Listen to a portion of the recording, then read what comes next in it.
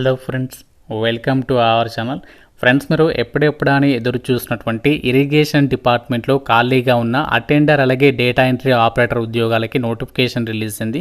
10th class pass అయిన male and female candidates ఈ యొక్క జాబ్స్కి అయితే అప్లై చేయొచ్చు. ఎటువంటి ఎగ్జామినేషన్ లేకుండా డైరెక్ట్గా మీకు సెలెక్షన్ చేసి జాబ్స్ అయితే ఇస్తున్నారు. మన సొంత రాష్ట్రంలోనే చక్కగా మీరు జాబ్ అనేది చేసుకోవచ్చు. ఎలాంటి ఎక్స్పీరియన్స్ కూడా అవసరం లేదు. జస్ట్ అప్లికేషన్ పెట్టండి, షార్ట్ లిస్ట్ అయితే మీకు జాబ్ అనేది ఇవ్వడం జరుగుతుంది. సో ఈ వీడియోలో మీకు అన్ని డీటెయిల్స్ని క్లియర్ కట్గా ఎక్స్ప్లెయిన్ చేస్తాను. సో దట్ మీరు వీడియోని ఎండ్ వరకు చూసి వెంటనే అప్లికేషన్స్ పెట్టుకోండి. మీకు అన్ని వివరాలని చెప్తాను. ముందుగా ఒక చిన్న రిక్వెస్ట్. సో చాలామంది చూస్తున్నారు కానీ వీడియోని చాలా తక్కువ మంది అయితే లైక్ చేస్తున్నారు. సో మీకోసం ఎంతో ఎఫర్ట్స్ పెట్టి రిలీజ్ అయిన వెంటనే అప్డేట్స్ అయితే ఇస్తున్నాను. ఎటువంటి రూపాయి ఖర్చు కూడా లేదు కదా. ఒక చిన్న లైక్ చేసి అయితే చూడండి, ఛానల్ని సబ్స్క్రైబ్ చేసుకోండి.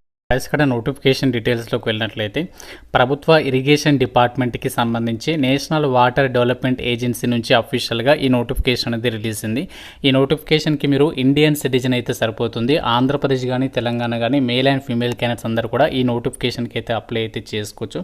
సో మనకి అప్లై చేయడానికి లాస్ట్ డేట్ వచ్చేసి 30 జూలై వరకే టైం ఉంది. సో ఇంకా మనకి చాలానే టైం ఉంది కాబట్టి సో మీకు ఎప్పుడు వీలైతే అప్పుడు అప్లికేషన్స్ పెట్టుకునేటువంటి ప్రయత్నం అయితే చేయండి. ఈ జాబ్స్కి సంబంధించి సెలక్షన్ అనేది ఎలా చేస్తారంటే మనకి ఇక్కడ నోటిఫికేషన్లోని 25th పాయింట్ అనేది క్లియర్గా అయితే ఇచ్చారు.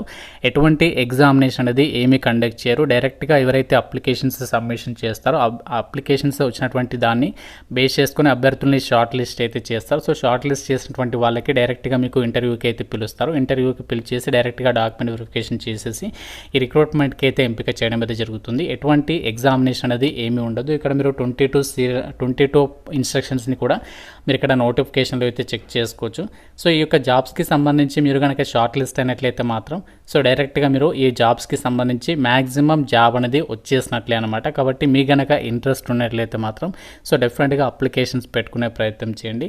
అయితే ఇక్కడ అప్లై చేయడానికి ఫీజు కూడా ఇచ్చారు. SC ST PWD వాళ్ళేమో ఫ్రీగా అప్లై చేయాలి. మిగతా వాళ్ళు వచ్చేసి 295 రూపీస్ ఆఫ్ అప్లికేషన్ ఫీజు అనేది మీరు పే చేయాల్సి అయితే ఉంటుంది.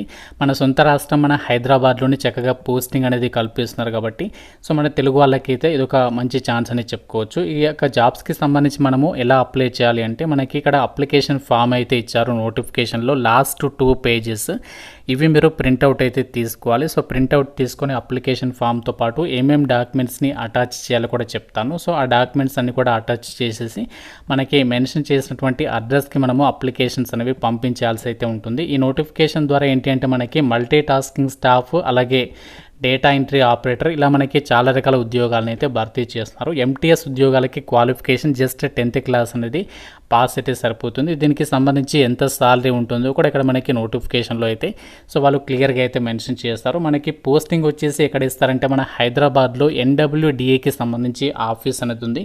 అక్కడ మనము చక్కగా జాబ్ లొకేషన్ అనేది పొందేటువంటి అవకాశం అనేది ఉంది. సో కాబట్టి మనకు MTSకి సంబంధించి సెమీ స్కిల్డ్ వర్కర్కి సంబంధించి జాబ్స్ ఉన్నాయి. 10th పాస్ అయితే సరిపోతుంది. అలాగే ఇందులో డేటా ఎంట్రీ ఆపరేటర్కి సంబంధించి కూడా జాబ్స్ ఉన్నాయి. సో డేటా ఎంట్రీ ఆపరేటర్ ఉద్యోగాలకి మీరు ఇంటర్మీడియట్ కానీ లేదా 12th పాస్ ఉండి టైపింగ్ స్కిల్స్ ఉంటే ఆ పోస్టులకి సంబంధించి అప్లై చేసుకోవచ్చు. డ్రైవర్ జాబ్ కూడా ఉంది. సో డ్రైవర్కి ఏంటి అంటే 10th పాస్ ఉండి మోటార్ వెహికల్కి సంబంధించి డ్రైవింగ్లో 3 years ఎక్స్పీరియన్స్ ఉండి డ్రైవింగ్కి సంబంధించి లైసెన్స్ ఉంటే ఆ పోస్ట్కి సంబంధించి మీరు ఎలిజిబుల్ అనమాట.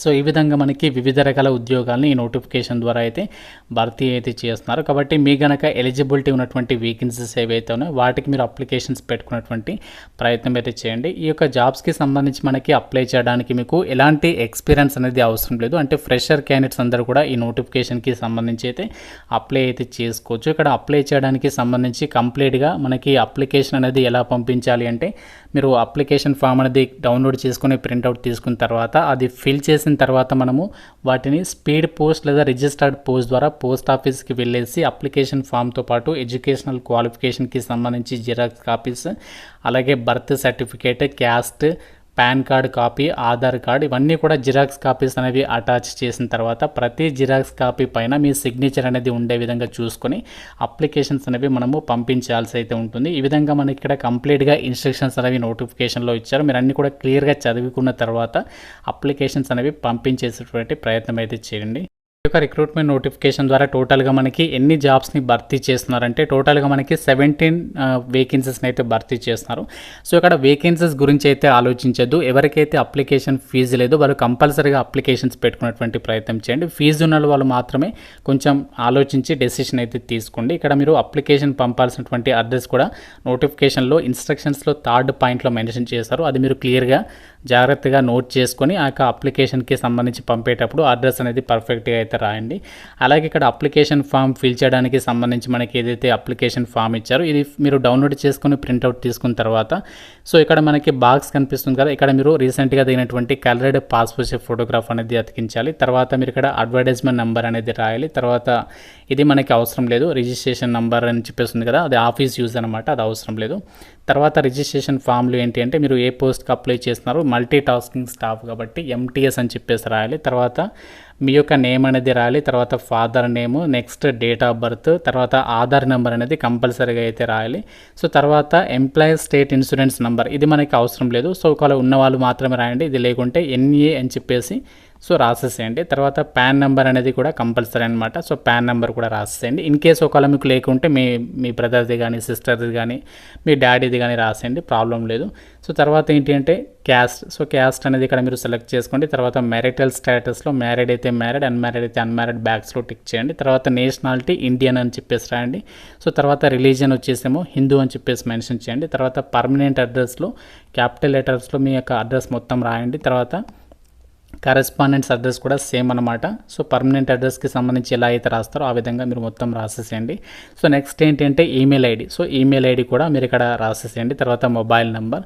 సో రాసిన తర్వాత ఎడ్యుకేషనల్ క్వాలిఫికేషన్కి సంబంధించి మీరు ఇక్కడ 10th class, intermediate, degree, PG ఇలా అన్ని డీటెయిల్స్కి సంబంధించి ఇక్కడ మీరు మీ యొక్క క్వాలిఫికేషన్కి సంబంధించి ఎంతవరకు అయితే చదువుకున్నారో ఆ డీటెయిల్స్ రాయండి. ఓన్లీ మీరు 10th చదువుకుంటే 10thకి సంబంధించి డీటెయిల్స్ రాసేస్తే సరిపోతుంది, మిగతావన్నీ కూడా వదిలేసేయండి. తర్వాత వర్క్ ఎక్స్పీరియన్స్. సో వర్క్ ఎక్స్పీరియన్స్లో మీకు ఒక ఎక్స్పీరియన్స్ ఉంటే రాయండి, లేకుంటే ఇది కూడా మీరు ఖాళీగా వదిలేయకుండా ఎన్ఏ అని చెప్పేసి రాయండి. మీరు ఏదైతే మీకు అవసరం లేదో వాటిని ఏం చేస్తారంటే ఎన్ఏ అని చెప్పేసి ఈ విధంగా రాయండి. 10th అయితే మీరు అక్కడ డీటెయిల్స్ అనేవి రాసేసేయండి. తర్వాత రెఫరెన్సెస్. సో ఇక్కడ రెఫరెన్సెస్ ప్లేస్లో ఏంటి అంటే మీకు తెలిసిన వాళ్ళది ఎవరిదైనా, మీ గురించి తెలిసిన వాళ్ళది, మీకు మీ ఫ్యామిలీలో కానీ మీ ఫ్రెండ్స్ ఎవరిదైనా అక్కడ నేమ్ అనేది మెన్షన్ చేసేసి address, contact number, just references purpose మీ గురించి తెలుసుకోవడానికి ఈ విధంగా మీరు ఇక్కడ డీటెయిల్స్ ఇచ్చేసేయండి. తర్వాత లాంగ్వేజెస్ మీకు ఏమేమి లాంగ్వేజెస్ వస్తాయో ఆ లాంగ్వేజెస్ అక్కడ మీరు రాసేసిన తర్వాత దానికి సంబంధించి రీడింగ్, స్పీకింగ్, రైటింగ్ స్కిల్స్ ఉంటే అక్కడ ఆ బాక్స్లో టిక్ చేయండి, లేకుంటే వదిలేసేయండి అనమాట.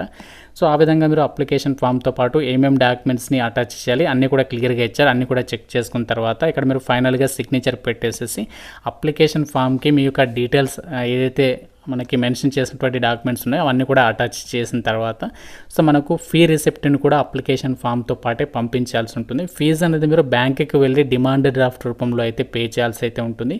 సో మీరు డీడీ అనేది ఎవరి పేరు మీద తీయాలి అంటే బ్రాడ్కాస్ట్ ఇంజనీరింగ్ కన్సల్టెంట్స్ ఇండియా లిమిటెడ్కి సంబంధించినటువంటి పేరు మీదనే మీరు డీడీ అయితే తీసేసి మనము అప్లికేషన్ అనేది పంపించాల్సి ఉంటుందన్నమాట.